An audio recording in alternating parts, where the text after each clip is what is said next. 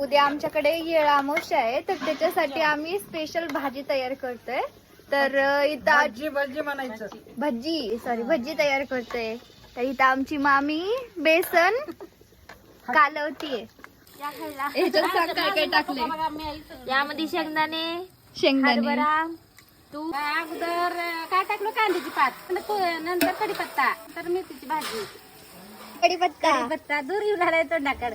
काल भाकरी करताना नाही दूर गुजरात लसूण पेस्ट, हळद घेऊन देऊ, आणखी मिरची घेते लाल, तर ना मीठ.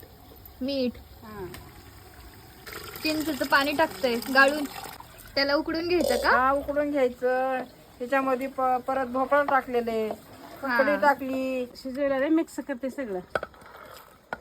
त्यासाठी बेसन टाकलं ना. हलवावं लागतं ना याला, नाहीतर गोळ्या होतात. ते किती भारी तरी आली बघ. कोण बनवलं? उषाने बनवली आहे. त्यानं बनवले आहे.